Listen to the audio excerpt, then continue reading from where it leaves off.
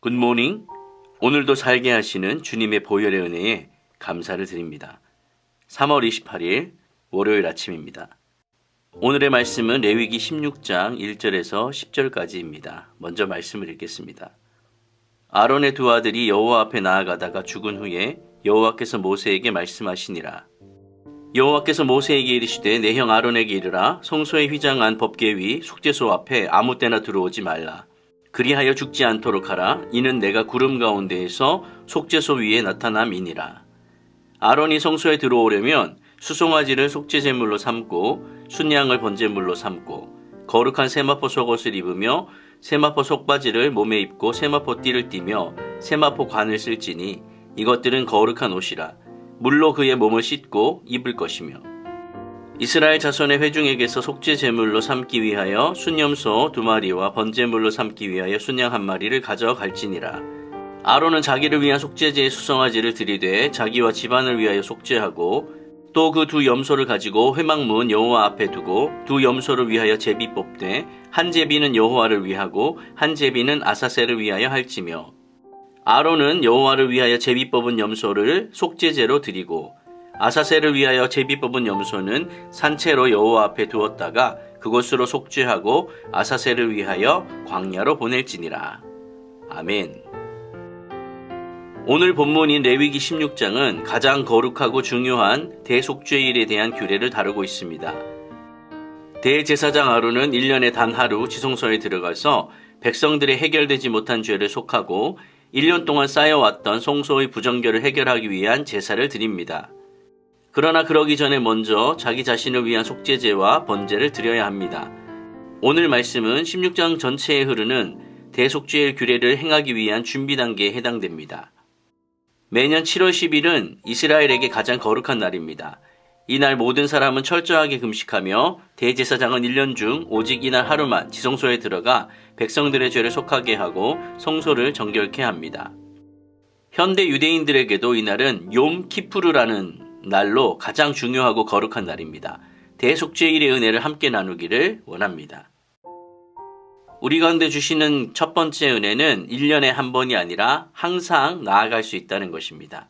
여호와께서 모세에게 대제사장 아론이 지성소에 들어가는 규례를 말하면서 먼저 두 아들이 성소에서 죽었던 사건을 언급하며 죽지 않도록 조심하라라고 이렇게 명령을 하고 있습니다. 그렇기 때문에 아론에게는 이 순간이 굉장히 긴장되는 순간이었을 것입니다. 여기서 아론의 두 아들이 지성소를 들어가려고 하다가 죽었는지 아니면 다른 이유로 죽었는지에 대해서는 정확히 알 수가 없습니다. 다만 분명한 것은 그들이 부주의하게 하나님 앞에 불을 잘못 들여서 죽었다라는 사실입니다.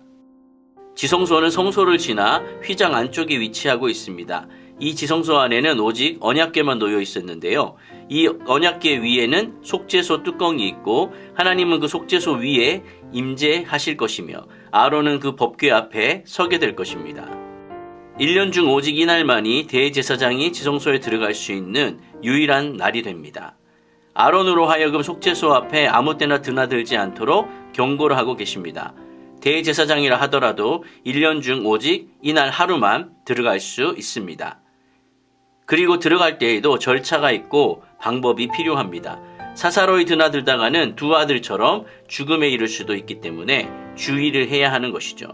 하지만 저와 여러분은 예수님의 속죄를 힘입어 아무 때나 하나님께 나아갈 수 있게 되었습니다. 이것이 얼마나 큰 은혜이며 축복인지 모릅니다. 은혜로 얻은 자격과 담력과 기회이기 때문에 당연히 여기거나 소홀히 여기지 말고 값지게 활용해야 합니다.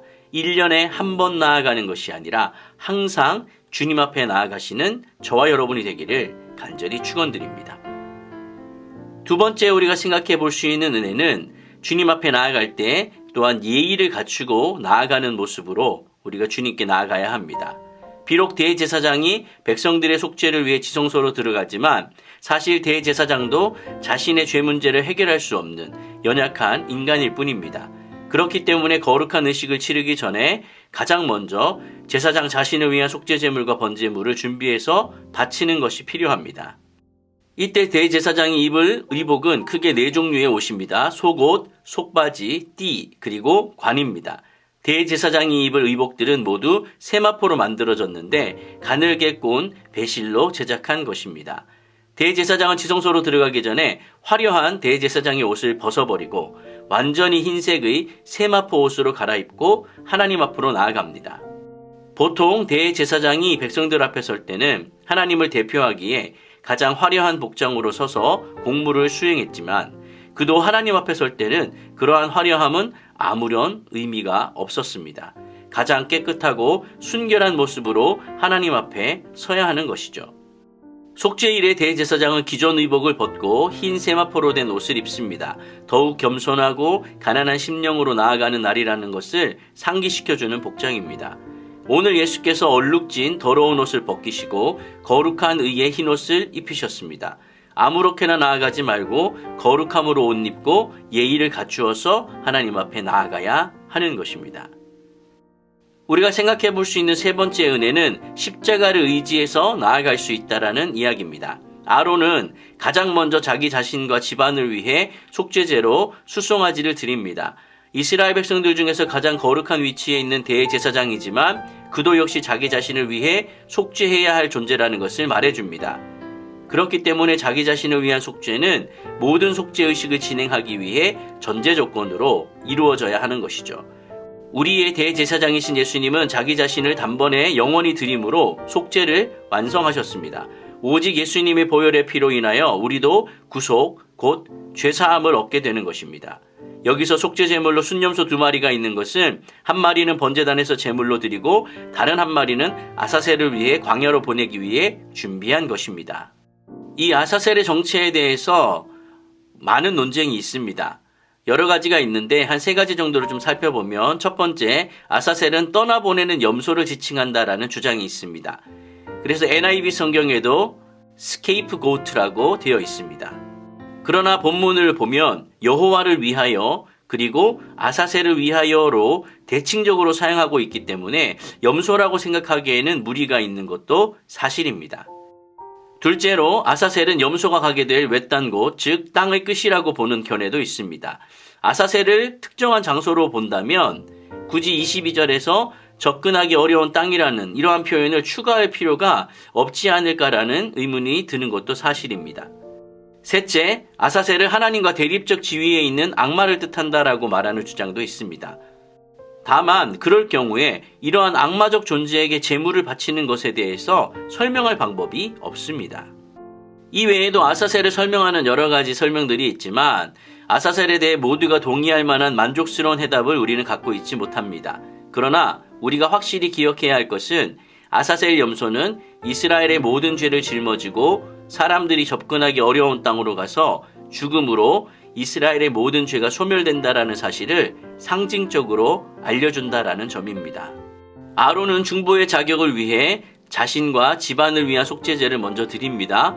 그런 후에 백성을 위해 한 염소는 속죄의 제물을 드리고 한 염소는 아사셀 염소로 광야로 보내게 됩니다. 세상 죄를 지고 가신 주님을 보여주는 그러한 모습입니다.